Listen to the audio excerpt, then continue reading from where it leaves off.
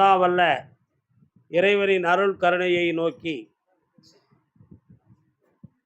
இந்த புளியரை அருள்மிகு வழிகாட்டும் மாளிகைப்பாறை கருப்பசாமி திருக்கோவிலுக்கு ஆவலுடன் வருகை தந்திருக்கிற எல்லா பக்தர்களுக்கும் நமது கோவிலின் அருள்நிறை காட்சிகளை உலகமெங்கும் யூடியூப் சேனல் மூலமாக பார்த்து தியானித்து தன் எண்ணங்களெல்லாம் நிறைவேற வேண்டும் என்று பிரார்த்தனை செய்து கொண்டிருக்கிற எல்லா பக்தர்களுக்கும் உங்கள் அனைவருடைய உள்ளங்களும் பரிபூர்ணமாக நிறைவேறி நல்ல எண்ணங்களை உங்கள் உள்ளத்தில் உதயமாக வேண்டும் என்றும் நினைத்து எல்லா வல்ல இறைவனை உங்களுக்காக நான் பிரார்த்தனை செய்து கொள்கிறேன்.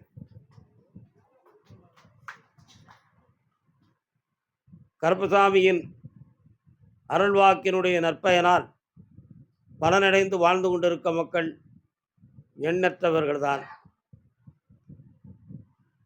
இன்னும் எத்தனையோ மக்கள் பலனடைந்த வாழ்வார்கள் என்பதும் சொல்லில் அடங்காத சொற்சுவைதான். பாரதியார் சொன்னது போல, எண்ணிய முடிதல் வேண்டும், நல்லவே எண்ணல் வேண்டும், தெண்ணிய நெஞ்ச வேண்டும், தெளிந்த நல்ல அறிவு வேண்டும், பண்ணிய பாவமெல்லாம் பரிதி முன் பணியே போல் நன்னியல் முன்னிங்கு நசத்திடல் வேண்டும் அண்ணாய் அப்படி சொன்னார். மனிதன் எண்ணுவது பெரிதில்லை, நல்லதை எண்ண வேண்டும் என்று உரைத்தார். எண்ணியல் முடிதல் வேண்டும், நான் நினைக்கிறதெல்லாம் நடக்கணும், ஆனால் நான் நல்லதுவே நினைக்கணும் தாயே அப்படி கேட்டார் பராசக்திட்ட. திண்ணிய நெஞ்ச வேண்டும், உறுதியான உள்ளம் வேணும், ஆனால் தெளிந்த நல்ல அறிவு வேணும். முரட்டுத்தனமாக உள்ளம் மட்டும் இருந்து பிரயோஜனம் இல்லை, அதில் அறிவு விளக்கமாக இருக்கணும். தெளிந்த நல்ல அறிவு வேண்டும். பண்ணிய பாவமெல்லாம் பரிதி முன் பரியே போல், பரிதினா சூரியன், பாருலவும் பரிதியை பல்லுதிர்த்து வைத்தாய். பரிதினா யாரு? சூரியன். சனி பகவான் சூரிய பகவானை நோக்கி பார்க்கிற பொழுது ஒளிமயமாக இருந்த பற்களெல்லாம் சிதறி உதிர்ந்து விட்டது. அதான் இன்னைக்கும் சனி பகவானுடைய பார்வை இருந்தால் சிலவர்களுக்கு பல்லு அடிக்கடி ஓட்டையாகிடும், பல்வலி வந்துக்கிட்டு இருக்கும், பல்லெல்லாம் சிதறி போயிடும். சனி பகவானுடைய பார்வை தவறாக இருந்தால் எலும்பு ஒடிஞ்சிரும், எலும்பில் பிரயோஜனம் இருக்காது. ஏன்னா 9 கிரகத்தையும் உடல், மனிதனுடைய உடலில் ஒவ்வொரு பகுதிக்கும் பங்கிடப்பட்டதில் சூரியனுக்கு பல்லு எலும்பு போன்றவை வந்து சூரியனுக்கு. அதான் பாருலவும் பரிதியை பல்லுதிர்த்து வைத்தாய். மாறிலாறு சந்திரன் பெண்டை விட்டு இழிகுலத்தினை அமரச் செய்தாய். கொஞ்சம் கூட சொல்லுக்கு மாறாமல் நடந்த ஹரிச்சந்திரனுடைய குடும்பத்தை சுடுகாடு வரை கொண்டு போயிட்டு வந்துட்டார் சனி பகவான். சோதனைக்கு அளவில்லை. அது மாதிரி பரிதி என்றால் என்ன அப்படின்னு சொன்னால் சூரியன் அர்த்தம். கார்த்திகை மார்கழி பிறந்தாச்சு, ஐப்பசி மாதம் 23ஆம் தேதியிலிருந்து பனி, முன்பனி காலம் வந்துடும். இந்த பனி வந்த உடனேயே நம்ம நடந்து போகும்பொழுது வரப்புகள்லேயும் முட்புதர்கள்லேயும் பார்த்தீங்கன்னா அப்படி மென்மையாக பனி படர்ந்து இருக்கும். 5:30 மணிக்கு படர்ந்துருக்கும், 5, 6, 6:15, 6:45 பார்த்தா அந்த பனி இருக்காது. ஏன்னா சூரியன் வந்த உடனே அந்த ஒளியினால் சூடால் ஆவியாகப்பட்டு அந்த படர்ந்த பனியெல்லாம் ஆவியாக போயிடும். அதைத்தான் அவர் சொன்னார், பரிதி முன் பனியே போல் நன்னியல் முன்னிங்கு நசித்திடல் வேண்டும். எப்படி சூரியனுடைய ஒளி வந்தோடனே படர்ந்திருந்த பனியெல்லாம் ஆவியாக பறந்து போச்சோ இருக்க இடம் இல்லாமல், அதை மாதிரி பராசக்தியாகிய நீ உன்னுடைய கண் பார்வை என் மேனியிலே பட்டவுடன் நான் செய்த பாவங்கள், வேதனைகள், துயரங்கள் எல்லாம் எங்களை விட்டு நீங்கி நாங்கள் சுத்தப்பிரமமாக காட்சி அளிக்கணும்மா அப்படின்னு கேட்டார் பாரதியார். அது மாதிரி எல்லாருடைய உள்ளத்திலும் பனி போல மூடி இருக்கு வேதனை, மலை போல வந்தாலும் பனி போல நீங்க வேண்டும் அப்படின்னு சொல்லி கருப்பசாமியுடைய அருள்கண் பார்வை பட்ட உடனேயே அந்த துயர அலைகளெல்லாம் உங்களை விட்டு நீங்கி நீங்கள் தூய மனப்பிரமமாக இருந்து இந்த உலகத்தில் ஒளி வீசுவீங்க. அதான் ரொம்ப முக்கியமான அப்படின்னு எல்லா ஞானிகளும் சொல்லிட்டாங்க. ஜீவகாந்தம், ஜீவகாந்தம், காந்தம். காந்தம்னா ஈர்க்கும் ஆற்றலுடையதுன்னு அர்த்தம். ஏன் அதை உயிருக்கு போய் அந்த வார்த்தையை சொன்னா? ஜீவன் அப்படி சொல்லியிருக்கலாமே. அந்த ஜீவகாந்தம் அப்படி ஏன் சொன்னாங்க? நம்ம உடம்புக்கு உள்ள ஓடக்கூடிய இந்த பிராணசக்தி, அதனுடைய அலைகள் எல்லாம் நம்முடைய உடம்புல இருந்து 1 இன்ச் அகலத்துல படர்ந்திருக்கு. இந்த 1 இன்ச் அகலத்துல படர்ந்திருக்கக்கூடிய பிராண அலைக்கு பேரு ஜீவகாந்தம் என்பது பொருள். ஏன் அத ஜீவன்னு சொல்லியிருக்கலாம், பிராணசக்தின்னு சொல்லியிருக்கலாம். ஜீவகாந்தம்னு பெரியோர்கள் சொல்லிட்டாங்க. பெரியோர்கள்னா யாரு? முனிவர்கள், ஞானியர்கள் தான் சொன்னாங்க. அவங்களுக்கு தான் அத பத்தி தெரியும். எல்லாத்துக்கும் தெரியாது. அது ஏன்ங்கிறத பத்தி ரொம்ப ஆராய்ந்து பார்த்து தெளிவு. ரொம்ப ஆராய வேண்டும். பிறருக்கென்னா முற்பகல் செய்யின், தமக்கென்னா பிற்பகல் தாமே வரும். வள்ளுவர் சொல்ட்டாரு. ஒருத்தனுக்கு துன்பத்த நீ முதல்ல செஞ்சேன்னா, உனக்கு துன்பம் பின்னால வந்துகிட்டு இருக்குன்னு அர்த்தம்னாரு. அதுக்கும் இந்த ஜீவகாந்தத்துக்கும் ஒரு சின்ன தொடர்பு இருக்கு. அது எப்படி தொடர்பு இருக்கு? அப்படின்னா, ஆகாயத்துல, பிரபஞ்சத்துல ஏற்கனவே ஒரு பிரபஞ்ச காந்த சக்தி இருக்கு. பிரபஞ்ச காந்த சக்தி ஆகாயத்திலயும், இந்த பிரபஞ்சத்திலயும் பரவி இருக்கு. நாம இன்னைக்கு சொல்லக்கூடிய வார்த்தை, நம்ம செய்யக்கூடிய செயல், அதனுடைய அதிர்வு அலைகள்லாம் இந்த ஆகாய வீதியில உள்ள பிரபஞ்ச அறையில போய் என்ன செய்யும்? ஈர்ப்பால தங்கிக்கிடும். தங்கிக்கிடும் போய். அது ஒரு குறிப்பிட்ட காலம் தான் அங்க இருக்கும். சில காலங்களுக்கு பிறகு என்ன செய்யும்? அந்த ஈர்ப்பு சக்தி விட்டுரும். பின்ன கீழ் நோக்கி வரும். வரும்பொழுது அது எங்கேயாவது போய் விழுந்திருக்கலாம்ல? விழாது. யார் மூலமா அந்த உணர்வுகளும், அந்த துயர அலைகளும், அந்த வார்த்தைகளும் பேசப்பட்டதோ, அவன் உள்ளுணர்விலே வந்து கரெக்ட்டா வந்து பிடிச்சுக்கிடும். ஏன்னா, அந்த ஈர்ப்பு இவனுடையது தானே! அது மேலேருந்து வரும்போது 2ஆம் தடவ கரெக்ட்டா கொண்டு வந்து அதிலயே வந்து ஜாயிண்ட் ஆயிரும். திடீர்னு 2ஆம் தடவ ஒரு மன வருத்தம், ஒரு குழப்பம், ஒரு துயரம் வந்துரும். முற்பகல் செய்யின், பிற்பகல் தாமே வளரும். அதனால நீ செஞ்சது எதுவுமே இந்த உலகத்த விட்டு என்ன செய்யாது? வெளிய போகாது. எல்லாமே இந்த பிரபஞ்ச அலைகள்ல மிதந்துகிட்டே இருக்கும். அந்த மிதந்துகிட்டே இருக்கும் பொழுது, அது என்னைக்குனாலும் அந்த ஈர்ப்பு சக்திய விட்டுருச்சுன்னா, கீழ் நோக்கி வரும்பொழுது, யாரால எங்கிருந்து அது புறப்பட்டதோ, அதே இடத்துல ஈர்ப்புல வந்து கவர்ந்து வந்து மாட்டிக்கிடும். மீண்டும் மனிதன் பழைய நிலைய வந்துருவான். அதத்தான் பெரியோர்கள் சொல்லுவாங்க, "நல்லதையே செய். உனக்கு நல்லதே நடக்கும்." ஏன்?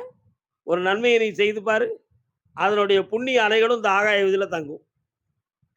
அங்கிருந்து அதே ஈர்ப்பு சக்தி மாறி 2ஆம் தடவ எங்க வந்து சேரும்? பூலோகத்துக்கு தான் வரும். ஆனா யாரு செய்தாலும் அவன வந்து அதே புண்ணியம் என்ன செய்யும்? அடைஞ்சுக்கிடும். அப்போ பாவத்துக்கும், புண்ணியத்துக்கும் அடையாளம் கரெக்ட்டா தெரியும். யாரு செய்தானோ அவனுக்கே வந்து கரெக்ட்டா வந்து சேர்ந்துரும். இதான் அதனுடைய ஒரு முழு விளக்கம். நம்ம பெரியவங்க ரொம்ப அறிவுபூர்வமா சொன்னாங்க. "உன்னுடைய முன்னோர்கள்லாம் புண்ணியம் செஞ்சிருக்காங்கப்பா. நீ இன்னைக்கு நல்லா இருக்க." அப்படின்னு சொன்னாங்க. முன்னோர்கள் யாரு? எங்க பாட்டன் பேரு மகாலிங்கம். அவரு புண்ணியம் செஞ்சிருக்காரு. நான் இன்னைக்கு நல்லா இருக்கேன். அப்படின்னு சொன்னோம்னா, அது நானா? அந்த பாட்டன் மகாலிங்கம் தான் நானாக வந்து பிறந்திருப்பேன். அந்த ஆத்மா தான் இந்த சரீரத்துக்குள்ள இருக்கு. புரியுதா? அன்னைக்கு வேற உடம்புல இருந்து செஞ்சத, இந்த உடம்புல இருந்து ஏற்றுக்கிட்டு இருக்கேன். இதான் பிறவியின் ரகசியம். அப்போ இன்னைக்கு உன்னுடைய ஜெனரேஷன் கூட இந்த லோகத்துல நல்லா இருக்கணும்னு சொன்னா, நீ புண்ணியத்த செஞ்சு பழகு. தர்மத்த செஞ்சு பழகு. தானத்த செஞ்சு பழகு. ஒரு ஞானி தவம் இருந்துகிட்டு இருந்தாரு. அவன் மேல போட்டி பொறாமை கொண்ட ஒரு 4 பேர்கள் என்ன செஞ்சான் அப்படின்னு சொன்னா, இவர் என்னதான் தவம் இருக்காருன்னு பார்த்துருவோமே. அப்படி ஒரு பெரிய ஞான சக்தியில, இறை சக்தியில மனதை அடக்கி, உணர்வை அடக்கி உட்கார்ந்துருக்காருன்னு எல்லாரும் சொல்லுதாங்கல்ல. அது என்னன்னு பார்த்துருவோமேன்னு சொல்லி 4 பேர் அவர் தவம் இருக்கும் பொழுது, சுற்றி போய் மூச்சு விடாம பக்கத்துல உட்கார்ந்துக்கிட்டான். உட்கார்ந்து அவரவே செக் பண்ணி பார்த்துக்கிட்டு இருந்தான். கொஞ்ச நேரம் கழிச்சு கொஞ்சம் குளிர் அடிச்சுது. இந்த 4 பேரும் என்ன செஞ்சாங்கன்னா, ஒரு ஓரத்துல போய் நல்ல தீ போட்டாங்க. தீய மூட்டுனாங்க. தூரமா ஒரு இடத்துல. அதுல போய் கொஞ்ச நேரத்துல தீக்காய்ந்தாங்க. ஏன்? குளிருக்காக. ஆனா அந்த ஞானி என்ன செய்யல? தீக்காயணுங்கிற எண்ணம் அவருக்கு வரல. ஏன்? அவருடைய உணர்வும் உள்ளமும் அடங்கி போச்சே. அவர் உள்ளத்தையும் உணர்வையும் இறைவன் பக்கம் திருப்பிட்டாரு. அவருக்கு குளிரும் தெரியல, வெப்பமும் தெரியல. இந்த 4 பேர்ல ஒருத்தன் குறுகுறுத்த புத்தி உடையவன், பக்குவம் அடையாதவன். எல்லாரும் ஒரே மாரி இருப்பானா? எல்லார் எண்ணத்திலயும் கேடான சிந்தனை இருக்கும். எல்லார் எண்ணத்திலயும் வஞ்சகம் இருக்கும். சூனியம் இருக்கும், சூது இருக்கும், வாது இருக்கும். பொய், களவு எல்லாம் இருக்கும். எல்லாம் சேர்ந்தவன் அவியல் மாரி தானே மனுஷன். சுத்தமாகறது என்னைக்கு? பக்குவப்பட்டா தானே ஆக முடியும். உண்மையா இல்லையா? அப்படியெல்லாம் பார்க்கும்பொழுது, அதில 4 பேர்ல ஒருத்தன் ரொம்ப குறுகுறுத்தவன். இவருக்கு குளிரும் தெரியல, வெப்பமும் தெரியல. இவர் உண்மையிலேயே அடக்கமா இருக்காரான்னு பார்ப்போம்ன்னு சொல்லி, இவ்வளோ தாண்டி தீக்கொல்லிய எடுத்துக்கொண்டு அவர் தொடையில வச்சுட்டான். அவருக்கு அதுவும் தெரியல. 2 நாட்கள் ஆகி எந்திரிச்சாரு. எந்திரிச்சோனே இந்த பக்கம் வலிக்குதே அப்படின்னு சொல்லி பார்த்தாரு. தீக்கனலோட கரிக்கட்டையும் சேர்ந்து தன்னுடைய தொடையில ஒட்டி இருக்கு. பார்த்தாரு, எப்படி இது வந்துச்சுன்னு தெரியலையே அப்படின்னாரு. அந்த 4 பேரும் வந்தான். கால்ல விழுந்து கும்பிட்டாங்க. சுட்டுட்டுலாம் கும்பிடுதான். நல்ல மனிதன்ல. நாங்க தான். நீங்க ரொம்ப உணர்வடக்கத்தோட, உள்ளடக்கத்தோட இருக்கியே. அது உண்மைதானா என்பதற்காக நெருப்ப கொண்டு சுட்டு பார்த்தேம்னான். அவரு சிரிச்சாரு. உங்க மூலமா நான் பக்குவம் அடைஞ்சுட்டோம்ங்கிறத நான் புரிஞ்சுக்கிட்டப்பான்னாரு. எப்படி சொன்னாரு? நான் பக்குவம் அடைஞ்சுட்டோம்ங்கிறத உங்கள் மூலமாக நான் தெரிந்து கொண்டேன்னாரு. இத மாரி பக்குவப்பட்டவங்களுக்கு கூட இருக்கிறவங்களே துன்பம் குடுப்பாங்க. நெருப்ப கொண்டு வச்சது மாரி. நண்பனா இருந்துகிட்டு கேடு செய்வான். உறவினரா இருந்துகிட்டு கேடு செய்வான். நம்மள வச்சு நல்லா இருக்கும் பொழுதே நமக்கே கேடு செய்வான். எல்லாமே செஞ்சுக்கிட்டு இருப்பான். ஆனா, நம்ம அதுக்கு கோவப்பட மாட்டோம், வேதனைப்பட மாட்டோம், அழுக்க மாட்டோம். நம்ம ஸ்தானத்த விட்டு குடுக்காம நம்ம இருந்துகிட்டு இருப்போம். என்னைக்காவது ஒரு நாள் அவன் உணர்ந்துக்கிட்டான்னா, சரி இவன் மூலமா நம்மளும் பக்குவப்படுத்திருக்கோம். நம்ம கொஞ்சம் பெருமை அடைச்சுக்கலாம். உலகத்தினுடைய இயற்கை இது வந்து. சுடுறதுக்கு ஒரு கூட்டம் இருக்கும் பொழுது, தாங்கறதுக்கு 2 பேராவது இருக்கணும்ல அந்த உலகத்துல. இருக்கணுமா வேண்டாமா? நித்த தவம் தானும் செய்து செத்த சவம் போலிருந்து செவிக்க சொன்ன தவம் இது என்றறிந்தார். சித்தர் பாடல். நித்தம் தவம் நித்த தவம் செய்தவன்னு சொல்லி நெஞ்ச நிமித்துக்கிட்டு இருக்கியேடா, என்ன தவம் செஞ்சிட்ட? செத்த சவம் போலிருந்து செவித்து வந்தாயான்னு கேட்டான். என்ன சவம்? செத்து போன சவத்துக்கு உணர்ச்சி உண்டாயா? உயிர் உண்டா? நினைவு உண்டா? கிடையாது. உணர்வும் உயிரும் உணர்வும் இல்லாமல் அசையாம கிடக்கக்கூடிய சவத்தை போல தியானத்துல உட்கார்ந்து ஜெபித்துக் கொண்ட ஒருவனுக்குத்தான் இந்த இறை சக்தி நிலையாக ஞானமாக கிடைக்கும்னார். அதான் நித்த தவம் தான் செய்து நிமிர்ந்திருந்த நெஞ்சுக்குள்ளே செத்த தவம் போல இருந்து செபிக்க சொன்னார் மாண்டோர்கள் சொன்னார். இந்த இந்த தவத்தை அடைஞ்சிட்டு அவர் சில காலம் கழித்து அடுத்த தவ லட்சியம் அவருக்கு எல்லாம் வல்ல ஈசனாகிய சிவபெருமானை நான் காண வேண்டும் என்று சொல்லி தவம் இருந்தார். அப்படி தவம் இருக்கும் பொழுது ஒரு நாள் சிவபெருமான் பிரசன்னமாகி வெளியே காட்சி கொடுத்தார். மகனே, எனக்காக சில நாட்கள் தவம் இருந்து என்னை பார்க்க வேண்டும் என்று நினைத்தாயே அப்பா, நான் வந்திருக்கிறேன் அப்படின்னாரு. அவர் வரும் பொழுது ஒரு 4 ஆன்மாவும் கூட வந்துருந்துச்சு. 4 ஆன்மா. ஒரு கணவன் மனைவி, இன்னொரு கணவன் மனைவி. அப்ப இந்த ஞானியை பார்த்து கேட்டார், என்னை அழைத்ததுக்கு காரணம் என்னப்பான்னார். ஞானிக்கு திடீர்னு ஒரு எண்ணம், தாங்கள் வருகிற பொழுது இந்த 4 ஆன்மாக்களையும் கூட்டி வந்திருக்கிறீர்களே சுவாமி, இந்த 4 பேரும் வந்ததின் விளக்கம் என்னன்னு கேட்டார். உடனே அருமையாச்சரிய இவங்க 2 பேரும் கணவன் மனைவி. அந்த மனைவி ஒரு சில விஷயங்களை சொன்னா. அவங்க 2 பேரும் ரொம்ப விரும்பினாங்களாம் ஆரம்பத்துல. கல்யாணம் முடிச்சுக்கிட்டாங்க. எத்தனை பிறவி எடுத்தாலும் உன்னை தவிர வேற யாரையும் நான் புருஷனா அனுபவிக்க மாட்டேன் அப்படின்னு சொல்லி இந்த பொம்பளை தவம் இருந்தா. இப்ப சரீரத்தை நீக்கிட்டு இங்க வந்துட்டா. இப்ப மீண்டும் நான் பிறக்க வைக்கணும். அப்படி பிறக்க வைக்கும் பொழுது மகளே நீ இவனுக்கே மனைவியாக இருந்துக்கிறியான்னு கேட்டேன். இல்ல சாமி, நான் பிறக்கிறதுக்கே விரும்பல. எனக்கு நான் அவர் கூட வாழறதுக்கும் விரும்பலன்னு அவ சொன்னா. அப்படின்னு சொன்னான். ஏன் என்று கேட்டீர்களா ஐயா அப்படின்னு கேட்டான். அதுக்கு அவன் சொன்னான், அந்த அந்த பெண் ஆன்மா சொல்லிச்சான், என் வீட்டுல எத்தனையோ பொன்னும் பொருளும் நகை நட்டுகளும் எல்லாத்தையும் போட்டு சொத்துக்களும் எழுதி வச்சு என் பிள்ளைய நல்லா காப்பாத்தி காப்பா பெற்றோர்களுக்கு கட்டி குடுத்தாங்க.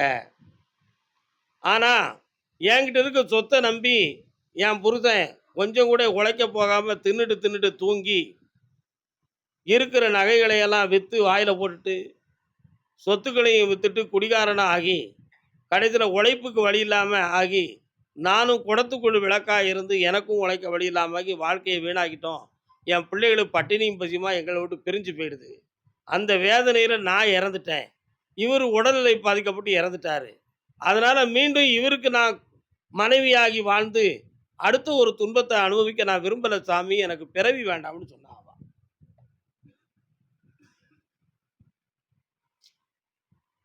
உடனே ஞானி இத புரிஞ்சுக்கிட்டாரு. ஆஹா! இப்படி ஒரு விஷயம் இருக்கு போலுக்கே. இந்த பக்கத்துல 2 பேர கேட்டாங்க.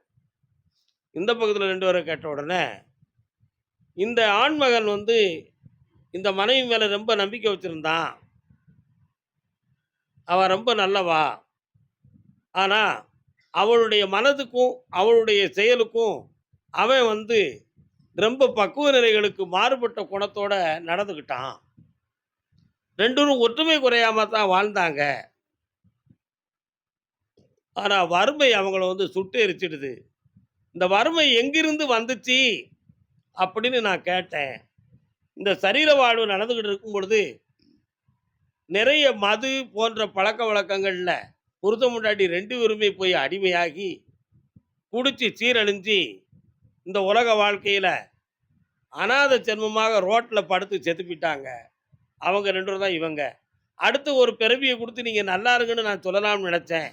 பொம்பள நான் பிறக்கணும்னு நெனைக்கா, ஆம்பள வேண்டாம்னு நெனைக்கிறான். அப்படின்னு சொன்னாரு. அப்ப என்னைய பொம்பள பிறக்கணும்னு நெனைக்காளா, அதுக்கு என்ன காரணம்னு நீங்க கேட்டீங்களான்னு கேட்டாரு ஞானி. அதுக்கு அவன் அருமையா சொன்னான். பொம்பள ஒருத்தர வந்து விரும்பியிருக்கா. அவ வயசுக்கு கொஞ்சம் குறைஞ்ச வயசு உள்ள ஒரு பையன். ஆனா அவன பூரணமாகி புருஷனாக்குறதுக்கு முன்னால அவ செத்து போயிட்டா.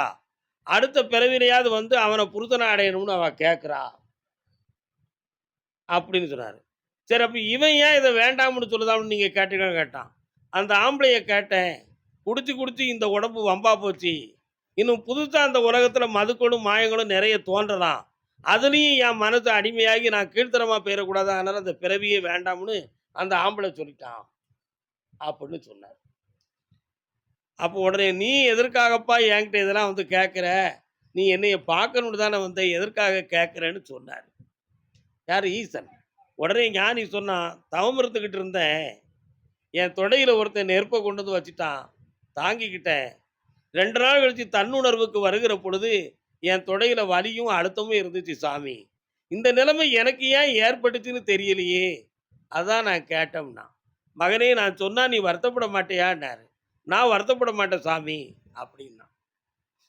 போன பிறவில நீ ஒரு முரட்டு மனிதனாக நீ பிறந்து, கடவுள் தெய்வம்ங்கிற சக்திக்கு மாறுபட்ட குணமாக நடந்து, தர்ம நீதியை பெரிதாக நீ பார்க்காமல், நீயும் உன் நண்பனும் இருந்தீங்க.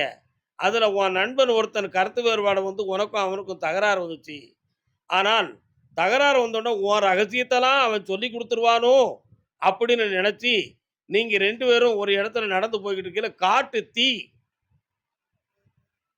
பிடிச்சு மதன்னு எரிஞ்சுக்கிட்டு இருந்துச்சு. அப்பொழுது நீ வந்து தடுமாறி விடுவது போல இவனை கொன்னுறன்னு நினைச்சு அவனை நீ தீக்குள்ள தள்ளிட்ட.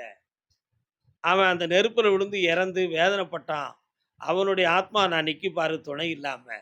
அவன் நெருப்புல இருந்து வேதனைப்பட்டு நொந்ததுக்கு தகுந்த பலனை நீ உயிரோடு இருக்கும் பொழுது அனுபவிக்கணும்னு நினைச்சுதான்டா இந்த பிறவில உன் உடம்புல தீக்கட்டைய வச்சுதுன்னாரு.